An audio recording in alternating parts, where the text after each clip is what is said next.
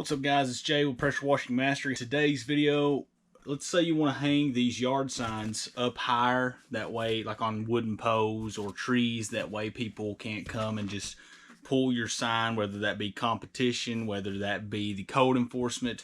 This is how you're going to do this. Now obviously this is not a pressure washing sign. This is the sign that I've got my first ever permanent light install, and it was like $3,900. This is a sign I use. Shout out to Jason Guyman. This is very simple, but these do work. Now this is a smaller sign design.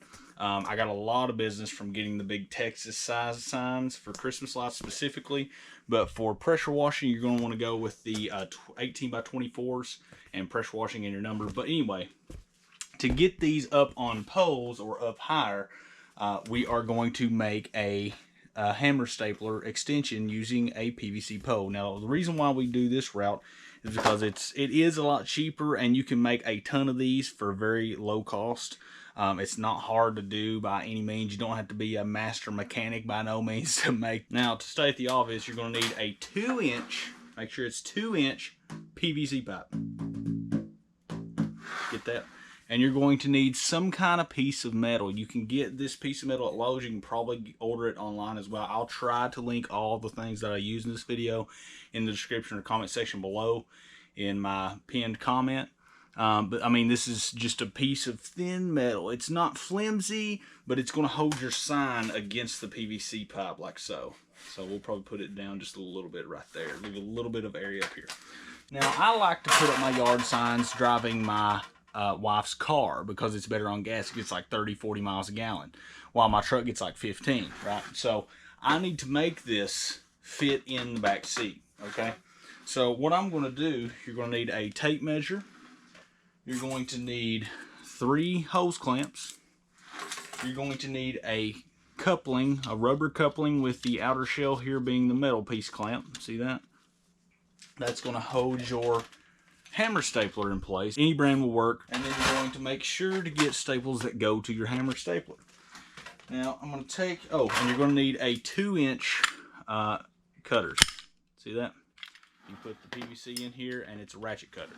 Okay, you're going to need these. Not expensive to get at all. And you can keep making these once you hire people to put out signs. Okay, let's measure it out here. Okay, as you can see, I've got the measurement marked right there from the tape measure. So now we're just simply going to cut through this. And I mean, this is a ratchet style cut, so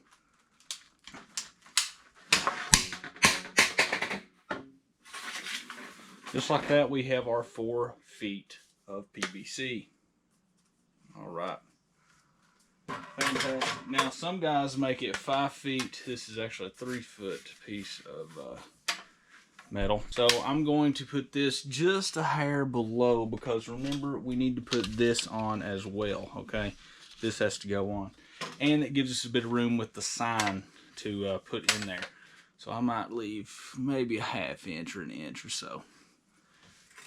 So now let's put our clamps on, and of course I have forgotten to bring down my screwdriver. Alright, couldn't find a screwdriver, so we got the drill.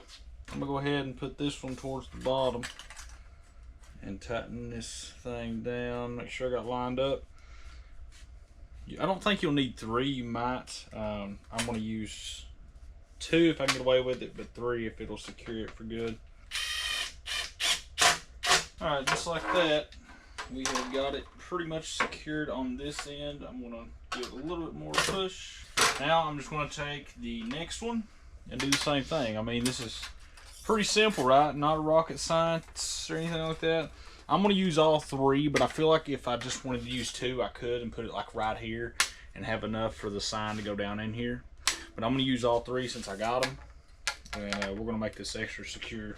Just like that, we have our metal to our PVC with the 3 clamps. I could have moved this over to make it more uniform. I'm actually going to do that. I'll do that after the video. But now we need to put our coupling on. Hopefully I left enough room. I think I did. And this will hold the sign and the hammer stapler in the PVC and on the PVC. And as you can see on the inside there, I don't know if you could see that. I probably should have showed you before I put it in there. there's a little lip here that goes on the PVC itself. Now, when you got your sign in here as well, the sign is going to be on this rubber, which will keep it from moving, as well as the piece of metal. And I might have to move this down a little bit. It's a little too tight right there, so I'm gonna have to move that down. Now we just need to, I'm gonna put this the opposite direction of where that's gonna go behind that, and I'm just gonna tighten it up. It takes a this one in particular takes a 8 millimeter socket. There we go. That's pretty good. I don't want to put it too tight. That's pretty good right there. Now the finishing touch is going to be this. And that's kind of how it goes. And what you're going to be doing is you are going to be going up, and where's that yard sign at? So you're going to put your yard sign in here like so. And it's already struggling to get down in there, right? So, like so. Look at that. Okay, it's hanging in there. It's not going anywhere. I can do that with it. If the wind's blowing, it might move a little bit. So it's got my number on it. I'm not going to show you my number, but I'm going to show you. So if you want this side, it's a little bit dusty because this is a demonstration. If you want this side showing, you're going to have that facing you and your stapler. Right, now I do have double-sided signs. And what I'll do, this is a little bit too tight because it's going to be hard to get that out of there. I may take this off. I may take that off and just use another clamp. Use probably the middle clamp, and I'll use that to hold the rubber gasket, because this is actually competing with the piece of metal on the back, keeping that from smoothly going in and out. Oh yeah, it's going to tear up that side. See how it kind of ripped that duct tape right there? So definitely take that off, but use the rubber piece of the coupling for sure. But basically, you're just going to go up, and your goal is to get one staple in it. Boom, one staple. Come down. As you come down, boom, another staple. And if you want to have a little extra urgency about it, boom, right in the middle. You know, put as many as you want to in there. Boom, boom, boom, boom, boom. That's how you do it. This is basically and look, I mean, that piece of rubber, I'm not going to let it fall, but it's going to hold that hammer stapler in there. And you really don't need this piece. I would just take one of the buy 3 of these hose clamps, take this one and put it along the bottom of the rubber, just to keep the rubber in there, because this is actually going to compete with this and try to tug at your yard sign trying to come off of it. I can see a problem with that. All right, for those of you that don't know how to load these, you're going to look at the bottom of the handle, push this down, and then pull it out, and then look at how many staples you got there. The only thing you have to worry about is jams. Okay, and I bought 5,000 of these. Make sure you find the longest ones you can find to really penetrate that pole. These were the longest they had at the local hardware store. I wanted to get stuff quick to make a video. I could have ordered it online, but so you put it in here. If you can see that, you load them in there, and then you push this up. Okay, I see. Every hammer stapler is different, and I'm not going to hit myself with it to test it out, but here you go. I do have a 2x4 here that I have just laying around. We're going to hammer and staple this. Look at that. See that? Went right in there. Essentially, this right here is ready to go. I'm going to take this off, and I'm going to take the middle clamp off, and I'm going to put that on the bottom there, because this metal piece is not needed. You mainly just need the rubber piece, but this is ready to go. As soon as I do that, hey, I wanted to throw this in there for those of you that might be worried that you'll get in trouble. Check out the Christmas tree. Christmas season's coming up. I'm excited, baby. Hanging Christmas lights. But this is for those guys that are worried about getting called on for fines and stuff from your local county or city or whatever. So here's my philosophy. My city no longer offers permits. They used to. We could pay for them for so many months. You know, you could put out yard signs and code enforcement wouldn't pull them. Now they've been calling people, offering fines. They're saying no yard signs whatsoever. They just got bombarded last year with pressure washing signs, lawn care signs, Christmas light signs. They were everywhere. So they've decided no signs, even though it gives them job security, which makes no sense. You know, they want to get paid our tax dollars just to sit around, basically is what it is.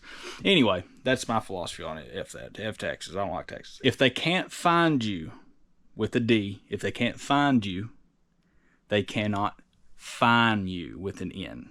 Does that make sense? With an E, rather.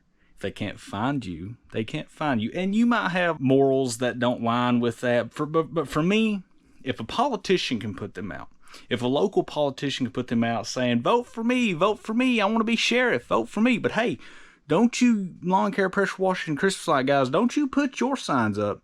We'll give you a $500 fine. Hey. But hey, we can put ours up. Anything the government does that they restrict the civilian from doing, that's how overpowered it is. That's why yard signs are so good, okay?